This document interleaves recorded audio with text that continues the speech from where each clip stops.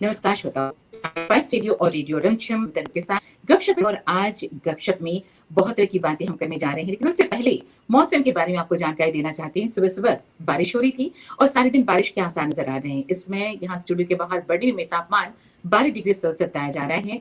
कल के मौसमी अनुमान में कहा जा रहा है कि कल मिला जुला मौसम रहेगा, खिली खिली धूप भी होगी, बारिश भी होगी और बदली भी छाई रहेगी। ऐसे में तापमान बताया जा रहा है 10 डिग्री सेल्सियस। वैसे मौसमी अनुमान के बारे में जो बताया जाता है, मैं आपके साथ पेश करती हूँ दोस्तों। डॉक्टर संदीप सर आपको मिलवाते हैं और आज जिस बात के जा रहे हैं, जिसके बारे में बात करेंगे, वो हम सब के लिए बहुत ही ज्यादा नमस्कार, बहुत बहुत डॉक्टर संदीप नमस्कार जस्सर आपको जी, नूतन आपका जी और हमारे बहुत सारे बहुत स्वागत है हमारे लिसनर्स इस प्रोग्राम जो में। भी हमारे साथ जुड़े हुए हैं इस समय स्पाइस रेडियो 1200 AM के जरिए। और आज का जो टॉपिक आपने चुना है वो हाइपोथायराइडिज्म है, शायद यही है। जी हाँ, आज मैंने सोचा आपके से मैं इसी के बारे में बात करूं। ये थायराइड के बारे में तो लोगों ने सुना ही है, लेकिन थायराइड के बारे में हम सुनते चले आ रहे हैं। आपसे मैं जानना चाहती हूँ, what is hypothyroidism and Nutan what are the symptoms ji, of Nutan ji, hypothyroidism? हमारे बॉडी में इसके एक बारे में डॉक्टर एंडोक्राइन सिस्टम है।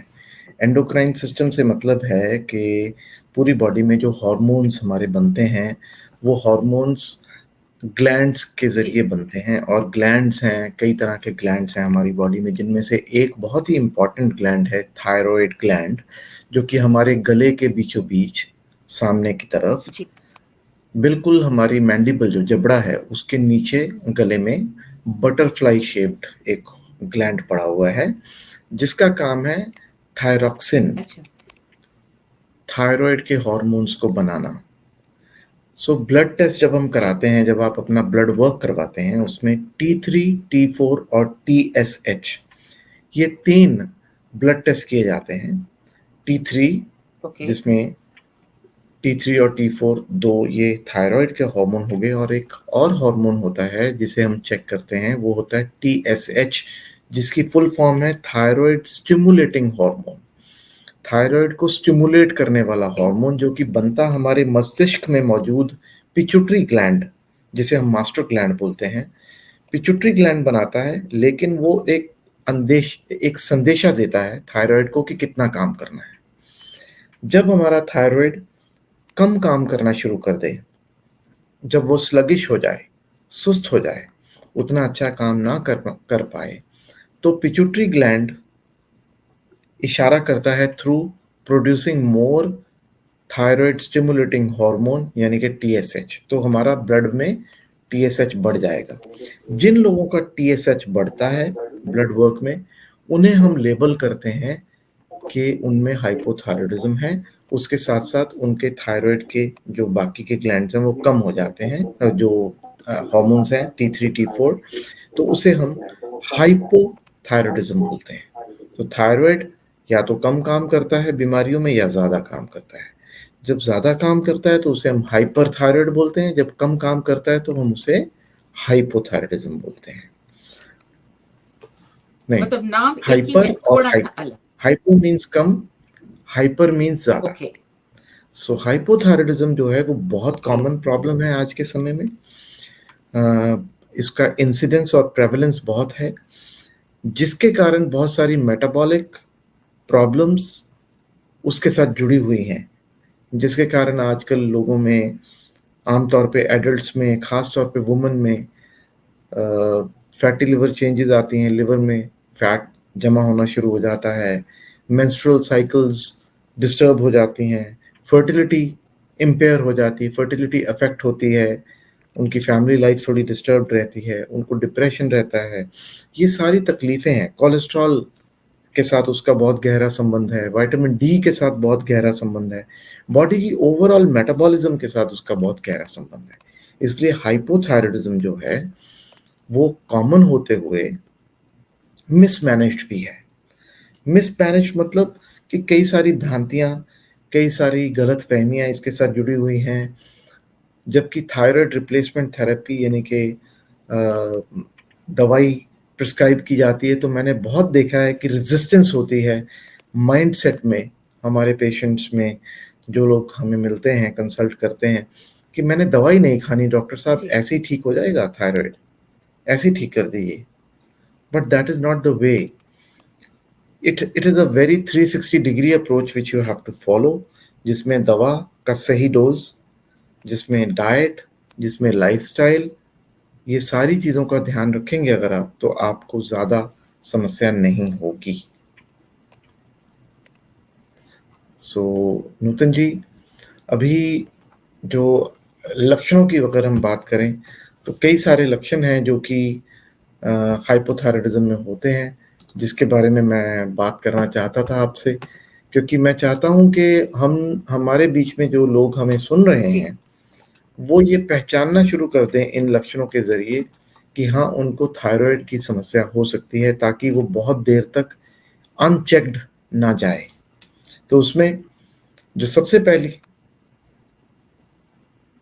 लक्ष्य के बारे में बता कि आम जो लोग हैं, आम जो जनता है, जो हमारे लिसनर्स हैं, इसके बारे में सभी इल्म नहीं है डॉक्टर साहब, वो सोच सतर्क हो जाएँ कि भई जी, उन्हें चेकअप के लिए तो जाना सबसे चाहिए। तो पहला जो लक्षण बताएँ लक्षण आप है प्लीज़। वो फैटीग है। अगर आपको अनएक्सप्लेन्ड थकान रहती है, जिसमें कि आपको लगता है कि आप थके हुए हैं, आपको एनर्जी लेवल्स लो हैं, या फिर आपका वेट गेन हो रहा है, आपका वज़न बढ़ रहा है, जबकि आप खाना-पीना बिल्कुल सही है, एक्सरसाइज़ आप कर रहे हैं, आप वॉक पे भी जाते हैं या आप जिम पे भी जाते हैं। बहुत सारे लोग हमें कॉन्टैक्ट करते हैं कि इतना एफ़र्ट कर रहे हैं लेकिन फिर भी वज़न कम नहीं हो रहा, बल्कि उसकी बजाय उसके विपरीत बढ़ता जा रहा है। उसके अलावा अगर आपको डिप्रेशन यानी कि नेगेटिव हुँ, थॉट्स आ रहे हैं ज़्यादा, नकारात्मक सोच विचार बनती जा रही है, फिर कॉन्स्टिपेशन, अनएक्सप्लेन्ड कॉन्स्टिपेशन, जिसमें बॉवल मूवमेंट आपकी डिस्टर्ब्ड है, जिसके कारण आप तंग रहते हैं, या फिर आपको टेम्परेचर ठंडी ज़्यादा लगती है, जैसे कि बाकी लोग आपके रूम में बैठे हैं, आपके घर में बैठे हैं, उसी सेम एनवायरनमेंट में, उसी सेम टेम्परेचर हुँ। पे सब लोग कंफर्टेबल हैं, लेकिन आप बोलते हैं कि मुझे तो ठंड लग रही है, या तो मुझे ये टेम्परेचर बढ़ा दो हीटिंग का, या फिर मुझे कपड़े और पहनने पड़ेंगे। तो ये एक अर्ली साइन हो सकता है हाइपोथायरॉयडिज्म का। उसके अलावा डिक्रीज स्वेटिंग, अगर आपको पसीना आना कम हो गया है बाकी लोगों के मुकाबले, जैसे गर्मी का मौसम आएगा, स्प्रिंग ऑलरेडी आ चुकी है, तो ऐसे लगे अगर कि बाकी लोगों को तो पसीना आ रहा है लेकिन मुझे तो पसीना नहीं आ रहा, क्योंकि आपकी बॉडी का टेम्परेचर लो सेट हो गया है, थर्मोस्टैट डिस्टर्ब हो गया है। सो स्लो हार्ट रेट, अगर दिल की धड़कन धीमी चलती है, एलिवेटेड ब्लड कोलेस्ट्रॉल, अगर ब्लड कोलेस्ट्रॉल बढ़ा हुआ आता है आपका, ड्राई स्किन है, आपके हेयर थिनिंग हो रही है, आपके बाल उड़ने शुरू हो गए अगर थोड़े बहुत, उसके अलावा मेमोरी आपकी सफ़र कर रही है, आपको याददाश्त लगता है कि आपको कम होती जा रही है, मसल्स में स्टिफनेस रहती है, एक्स रहती हैं, दर्दें रहती हैं, टेंडरनेस रहती है, आप अपने आप को दबाते हैं तो लगता है मुझे कहीं थोड़ी-थोड़ी दुखन है, pain and stiffness in the joints हैं। तो ये ऐसे सिम्पटम्स और साइंस हैं जो आपको नोट करने चाहिए। इसके अलावा इंटरनल सिम्पटम्स तो मैंने आपको बताए हैं, फीमेल्स में मेंस्ट्रुअल डिस्टर्बेंस रहती है, उनके मेंस्ट्रुएशन साइकिल है वो रेगुलर नहीं रहती, जिसके कारण उनको फर्टिलिटी इश्यूज हो सकते हैं। तो प्रेग्नेंट होने में जो लोग कंसीव करना चाहते हैं उनको परेशानी हो सकती है। All these symptoms need to be very very carefully watched, और इनको प्रॉपर समय पर अपने डॉक्टर से बात करके अगर आप टेस्ट करवा लें, देन ऑफ कोर्स इन सिम्टम्स को, इन साइंस को, इन लक्षणों को हम डिकोड कर सकते हैं और ये फैसले पे पहुंच सकते हैं कि हाँ, हमारा थायराइड तो ठीक है, थायराइड उसके पीछे नहीं है। So this is what I wanted to say. हाँ जी। डॉक्टर कमर सिंह ने ईमेल किया है, जी। 5 देख रहे हैं मेरे चारों तरफ एक कंप्यूटर लगा हुआ है कि किसी का ये आया है कि डॉक्टर साहब से ये पूछूं मैं कि जब एक उम्र आती है तो थकावट लगने लगती है, भूख कम लगने लगती है, एक बेवजह ठंड लगने लगती है, बाल भी झड़ने लगते हैं, तो क्या ये सिम्टम्स थायराइड का हो सकता है? ये किसी ने पूछा है, तो प्लीज आप जरा उम्र जल्दी से जवाब दें, फिर मैं जैसे अपने जैसे बढ़ती है हमारा थायराइड ग्लैंड स्लगिश हो सकता है, और अगर आप चेक करवाएँ तो आपको निश्चित रूप में पता लग जाएगा कि ये न्यूट्रिशनल रीज़न्स हैं, न्यूट्रिशनल कॉज़ेज़ हैं या फिर थायरॉइड के रीज़न्स हैं। न्यूट्रिशन में हम बहुत काम करते हैं, आप जानते हैं अगर विटामिन डी डेफ़िशिएंसी है, विटामिन बी12 डेफ़िशिएंसी है, बी कॉम्प्लेक्स की डेफ़िशिएंसी है तो ऐसे सिम्पटम्स आ सकते हैं, हो सकते हैं। फेरिटिन, आयरन कम है अगर बॉडी में तो भी आपको ये सिम्पटम्स आ सकते हैं, हेयर लॉस और ये सारे सिम्पटम्स जो बोले हैं, ठीक है? जी। I see. Very beautifully explained. Let's take a short commercial break. We'll be right back. ठीक है, फिर मैं आपसे प्रश्नों के लिए लगाऊंगी क्योंकि मुझे जानना है कि इलाज न हो सही समय पर अगर ये पकड़ में ना आए तो क्या प्रॉब्लम्स हो सकती है, इसके बारे में पूछूंगी मैं आपसे ब्रेक के बाद। सुनते रहिए प्रोग्राम को, बने रहिए हमारे साथ। इसमें डॉक्टर संदीप जस्सल हमारे साथ हैं, हमारे मेहमान बने हैं गपशप में, और ये हमें हाइपोथायराइडिज्म के बारे में बता रहे हैं। ब्रेक के बाद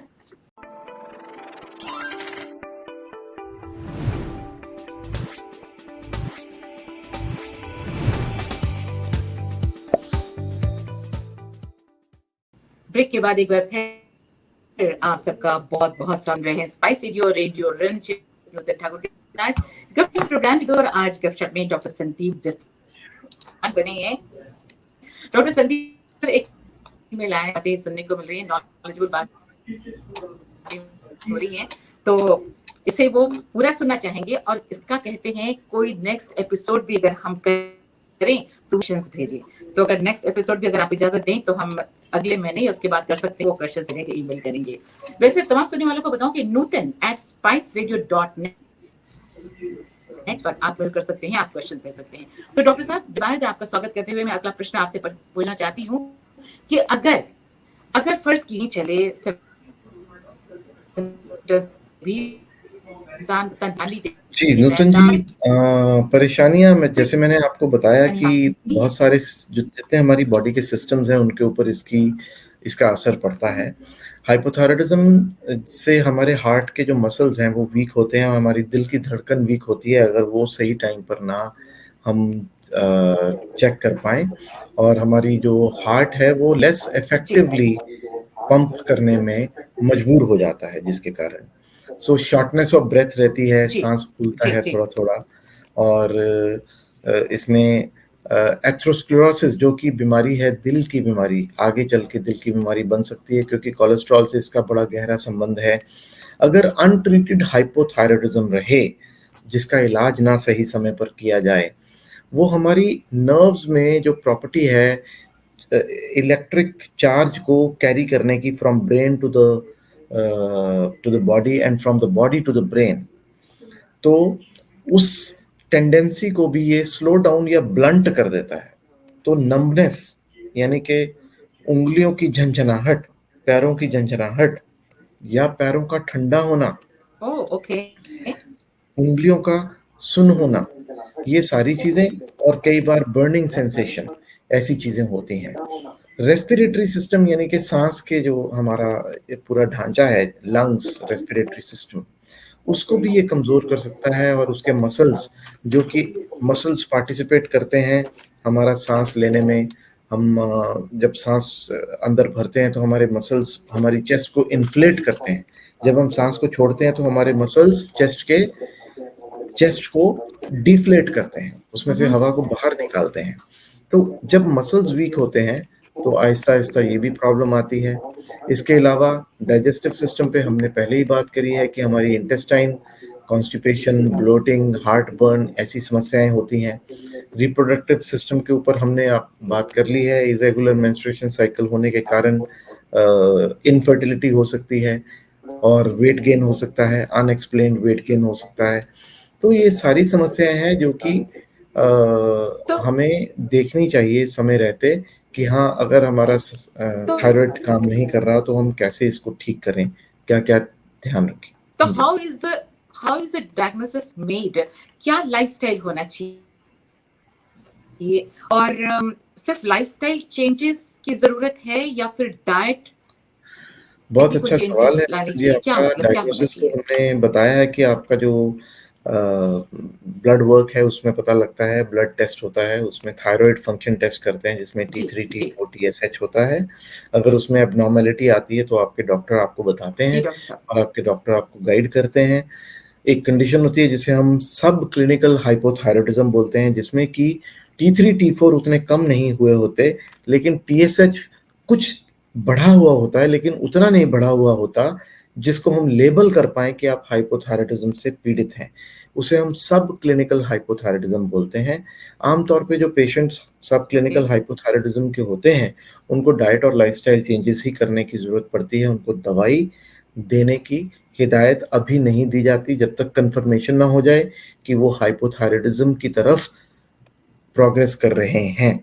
तो इसमें कुछ डाइट में चेंजेस लानी होती हैं। हाइपोथायराइडिज्म में हमारी डाइट में एक कैटेगरी ऑफ फूड्स है जिन्हें हम बोलते हैं गोइट्रोजेंस।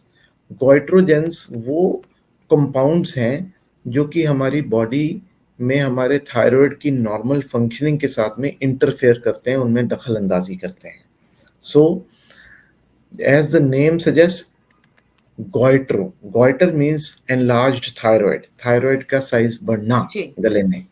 तो उनको थायराइड को बढ़ाने वाला, ताकि थायराइड अंडर एक्टिव थायराइड आमतौर पे ज्यादा थायराइड सूज जाएगा, गले में सूजन लगेगी।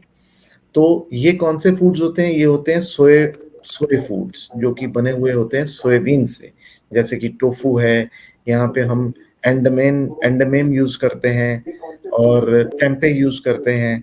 फिर कुछ वेजिटेबल्स हैं जो कि एक फैमिली को बिलोंग करते हैं जिसे हम बोलते हैं कुकुरबिटेसी फैमिली। ये वेजिटेबल्स कौन से हैं? ये वेजिटेबल्स हैं ब्रोकली, ये वेजिटेबल्स हैं कॉलीफ्लावर, केल, स्पिनच, कैबेज, बंद गोभी जिसे हम बोलते हैं।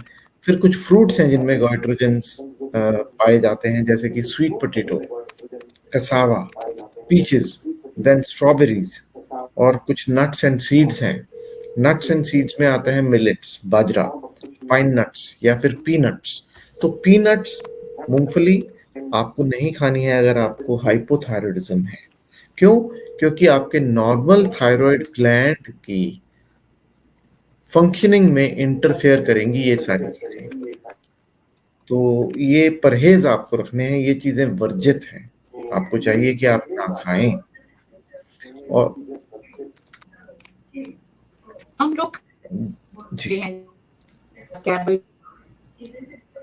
जी नहीं, जिनको थायराइड का प्रॉब्लम है उनको नहीं खाना चाहिए।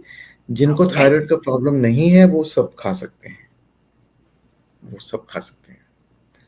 नट्स, जी नट्स नहीं खाना चाहिए, ठीक है, जैसे एलर्जी होती है, लेकिन मैं समझना अवॉइड उसे अवॉइड करें या उसका मिनिमाइज करें उसका यूज। अगर आपके घर में बनता है रेगुलरली तो आप कम से कम, अगर आपको थायराइड की समस्या है तो आप पोर्शन कंट्रोल रखें। पोर्शन कंट्रोल यानी कि आप उसकी मात्रा कम कर दें। अगर बाकी लोग खा रहे हैं उनको खाने दें, क्योंकि आपके लिए वो मुनासिब नहीं है खाना, उचित नहीं है आपके थायराइड ग्लैंड की ऑप्टिमम फंक्शनिंग के लिए। तो आप उसकी क्वांटिटी को रिस्ट्रिक्ट करके रखें। और हाईली, जी ये बात तो ठीक है जी क्या? डॉक्टर साहब, या if you don't mind can I ask you one question regarding this food, क्योंकि ये तो है कि जब आपको पता चल गया कि आपको ये समस्या है, फर्स्ट कीजिए आपको कुछ नहीं पता है तो इन चीजों को खाना तो अच्छा माना जाएगा। देखिए, जो न्यूट्रिशन है उसका बहुत इंपॉर्टेंट रोल है हमारी हेल्थ के ऊपर। हमारी हेल्थ कंडीशन क्या है, हम किस चीज से जूझ रहे हैं, हमारी बॉडी किस चैलेंज को फेस कर रही है, हेल्थ चैलेंज को, और हमारा हेल्थ गोल क्या है कि हमने उस हेल्थ गोल को अचीव करना है। कि अगर हमारा थायराइड कम काम कर रहा है तो क्या हम चाहते हैं कि हम नेचुरली इस थायराइड को मैनेज कर पाए। तो उस हिसाब से हमारी न्यूट्रिशन डिसाइड होती है। उसी चीज में हम एक्सपर्टीज रखते हैं कि हम कस्टमाइज्ड न्यूट्रिशन प्लान करके देते हैं। अगर आपका वजन बढ़ा हुआ है, साथ में थायराइड पूरा काम नहीं कर रहा, साथ में कोलेस्ट्रॉल बढ़ गया है, तो फिर आपको क्या खाना है, कितना खाना है, क्या नहीं खाना है, कितना खाना अलाउड है, यही सारी चीजें हैं जो देखी जाती हैं कस्टमाइज्ड न्यूट्रिशन प्लान में और लाइफस्टाइल प्लान में, जिसमें कि हाँ जी, आपके मुताबिक कौन सी चीज आपको सूट करने वाली है, कौन सी चीज नहीं सूट करने वाली, क्या आपको एक्सरसाइज करनी चाहिए, कितनी करनी चाहिए, ये लाइफस्टाइल मेडिसिन का एक हिस्सा है, एक डिपार्टमेंट है। जी जी, अब मैं इलाज के बारे में जानना, हमारे पास 3 मिनट और शेष रह गए हैं, तो कहूँगी कि how is ji. Hypothyroidism treated? इलाज हाइपोथायरायडिज्म कैसे? में क्या है आपको इसका? थायरॉइड रिप्लेसमेंट थेरेपी की एक टैबलेट दी जाती है जिसे हम लेवोथायरॉक्सिन बोलते हैं। वो बहुत ही महीन डोज़ में दी जाती है, माइक्रोग्राम्स में, ग्राम्स में नहीं, माइक्रोग्राम्स में दी जाती है। शुरू की जाती है किसी-किसी को 25 एमसीजी यानी कि ओके। माइक्रोग्राम्स, फिर 50 एमसीजी, 37.5 एमसीजी, ऐसे करके इसकी अलग-अलग स्ट्रेंथ्स हैं। तो ये टाइटर करना पड़ता है हमें डोज़ टाइम टू टाइम आपके थायरॉइड का लेवल जाँच करके। तो ये खाली पेट आमतौर पे ली जाती है, बिल्कुल थोड़े से पानी के साथ आपको ले लेनी चाहिए first thing in the morning whenever you wake up, and then उसके बाद में 30 मिनट्स टू 45 मिनट्स के बाद में आपको अपनी morning tea, morning coffee, morning कोई भी नट्स, सीड्स जो भी आप खाते हैं, जो भी आप खाना चाहते हैं ब्रेकफ़ास्ट उसको उसके बाद में लेना चाहिए। जी। This is the treatment, and then in natural treatment you need to boost your muscle mass. आपको अपना मसल मास इम्प्रूव करना चाहिए by giving good exercise to your body, because इसमें मसल मास लूज़ होता है, हुँ, आपका हुँ। मेटाबॉलिज़्म स्लो होता है। तो इसके अलावा आप डाइट के बारे में हमने आपको बता दिया है। जी। गुड क्वांटिटी ऑफ प्रोटीन लीजिए, अच्छा प्रोटीन लीजिए, और मल्टीपल सप्लीमेंट्स बनते हैं जो कि थायरॉइड के लिए अच्छे माने जाते हैं। सेलेनियम, ज़िंक जिसमें होता है, विटामिन बी कॉम्प्लेक्स होता है ताकि जी, एनर्जी अच्छी प्रोड्यूस होती रहे बॉडी में, आपको थकान ना हो। तो ये सारी चीज़ों का ध्यान रखते हुए एक होलिस्टिक हेल्थ प्लान अगर आप बना के चलें अपना, जी। अपनी हेल्थ के ऊपर काम करें, तो थायरॉइड आपका कोई नुकसान नहीं करेगा और कोई कॉम्प्लिकेशंस भी नहीं करेगा। Holistic health plan. हमारे एक लिस्टर ने ईमेल किया था। बताइए कि आप इस टॉपिक पे एपिसोड करना चाहते हैं, जी, तो कुछ क्वेश्चन ज़रूर, हम भेजें ज़रूर वो। करेंगे अगर किसी भी लिसनर की डिमांड ठीक है, है, तो हम perfect, we will make that. Perfect, perfect, very nice. बहुत अच्छा लगा, आपका बहुत अच्छे टॉपिक पर आज बातचीत हुई और हमारे पास अभी है बस 40 सेकंड्स है, कुछ कहना चाहेंगे हमारे तमाम जी, लिसनर्स को जी, तो आप जी। बताएँ? अभी जैसा कि मैं हमेशा कहता लेते हूँ जाएँ। कि every time you eat or drink, you are either feeding disease or fighting it. The power lies in your food. ये मैं नहीं कह रहा हूँ, मैं दोहराता हूँ एक बहुत अच्छे न्यूट्रिशनिस्ट की कहावत के द्वारा कहे हुए कथन को, जिसमें कि हीथर मॉर्गन उनका नाम है, every time you eat either you are feeding disease or fighting it. और हमारी एंशियंट इंडियन मेडिसिन की साइंस जो है उसने भी यही कहा है, if your diet is right, if your diet is wrong, medicines are of no use. If your diet is right, medicines are of no need. अगर आप अपने आहार को सही रखें, आपको दवाई की ज़रूरत ही नहीं पड़ेगी। You can use medicine as food as your medicine. So this is thank what I wanted to say. You. Yeah. Thank you thank you very very much. Much doctor Thanks for Sandeep having me. Jassal. बहुत अच्छी Thank you. जानकारी Bye-bye. दी, शुक्रिया। Thank you very much. Okay. Thank you. अपनी जिंदगी में जोड़िए कई वर्ष और जिंदगी जोड़िए उन कई वर्षों में।